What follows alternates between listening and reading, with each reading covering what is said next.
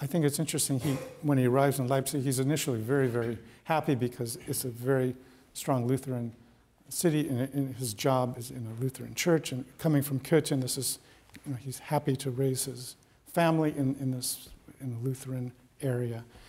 And yet, the question many people wonder is, okay, why does he write what would appear to be a Catholic Mass, the B minor Mass, if he is a staunch Lutheran?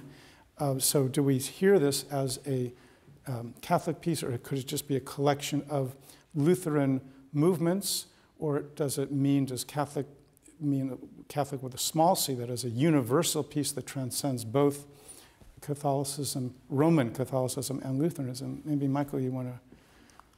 Well, to my ears, I don't really hear anything specifically Lutheran in the Kyrie and Gloria Missa that he sends in 1733 to Dresden. It seems to be, as far as I can tell, 100% compatible with Lutheranism and 100% compatible with Catholicism.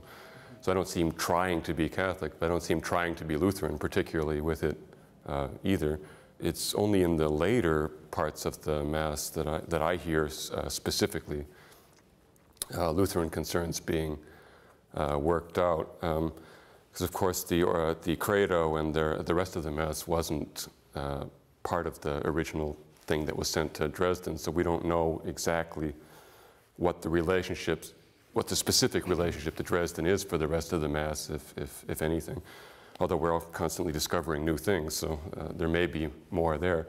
But all I would say for now is that there are certain very peculiar aspects in the Credo of the Mass that I don't think might make much sense from a Roman Catholic perspective, and we could, if there's some appropriate point, we could maybe give some more specific notion of what that would involve.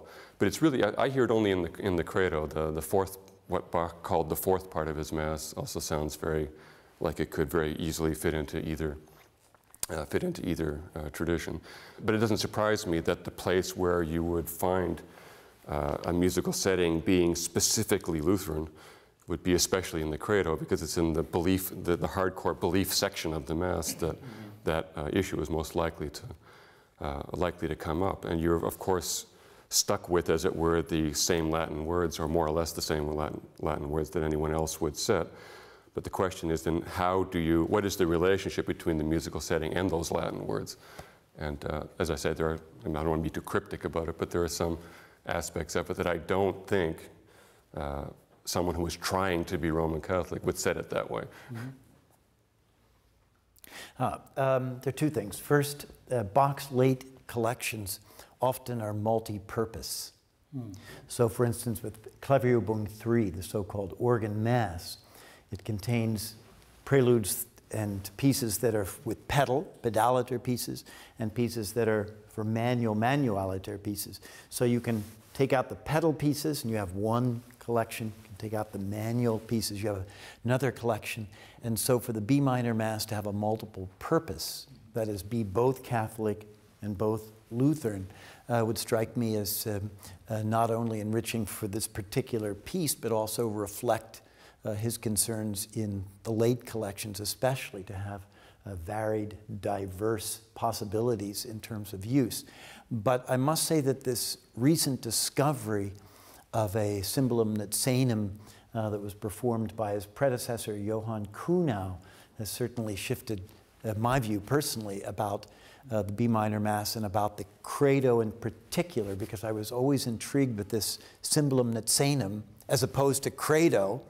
And when I was researching the B minor Mass, I looked in Vienna and Dresden searching for another Cymbalum Nazaenum, and it wasn't to be found. They always use Credo. So Credo seems to be a Catholic title for this movement, and then suddenly to call it Cymbalum Nazaenum instead does imply a certain Lutheran tradition, since Kuhnau apparently did it as well. So it casts a different light on that section, underscoring what Michael said.